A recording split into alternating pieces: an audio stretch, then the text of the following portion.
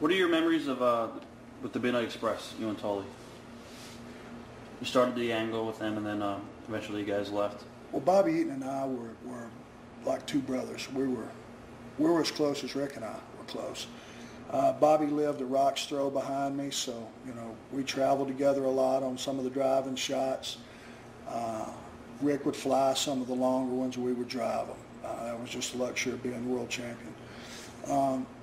So we traveled together a lot, and I think him and Dennis Condrey were probably the best team I ever saw, at that time. Purely manipulative, utilizing their manager. Cornette was right there. I mean, they were great.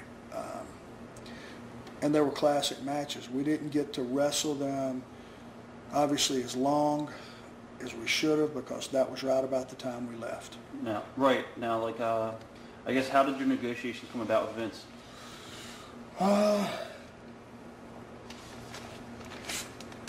There were some incidents.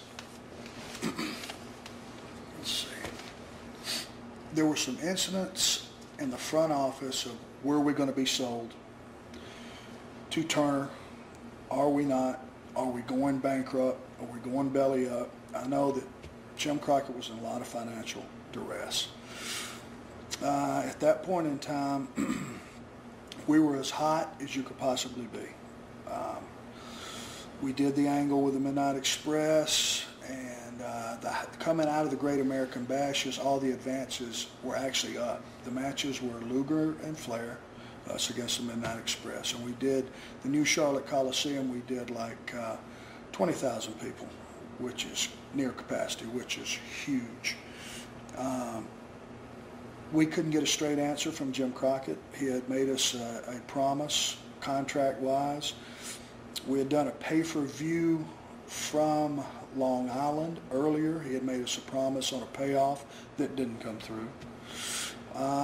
Basically, he was swerving us, and we knew there was a point in time that if we're going to make a change, that was the time to do it. I put out a feeler, and he said, absolutely. Something happened in Houston that wasn't to our liking as far as being just treatment on television. It had nothing to do with winning or losing or who we were wrestling, but there was just an incident that I'd rather not go into. I addressed it with Jim Crockett. He didn't handle it properly. So I went and picked up the phone and called Vince McMahon. Was Rick shocked that you guys were leaving, or was he standing behind you guys? He didn't believe it. He didn't believe it? Yeah, he didn't believe it. I called Vince that night. He said, there'll be a first-class plane ticket sitting there for you in the morning. We flew to Stanford. He picked us up in the limo, took us to his house. We sat out by the pool, put the deal together, flew back to Philly that night, walked in and told Jim Crockett, this is our last night.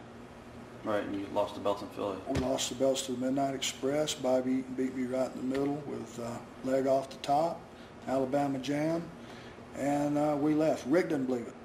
He believed, well, these guys are blowing off steam. The next afternoon, we had an afternoon show in Fayetteville, North Carolina, and he called. We weren't there. Then it occurred to him. It was time for TV to start. We weren't there, and he cracked. How did the rest of the boys react? There's probably a lot that wanted to see us go. There was probably a lot that didn't.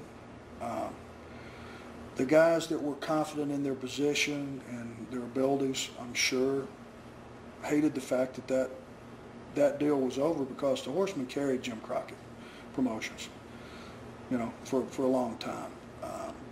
Drew a lot of money, and I'm not saying we were the entire company. That's the farthest thing from the truth. The Midnight Express, the Rock and Roll Express, Magnum, Nikita, Ivan Koloff. We had a huge array of talent. Dusty, obviously all these guys, the Garvins, everybody. But we were the consistently top 3 matches, every night for years. And to see that broken up wasn't good for the wrestling business. It certainly wasn't good for the company. And I'm sure the guys that wanted to move up the ladder were tickled to death. Right.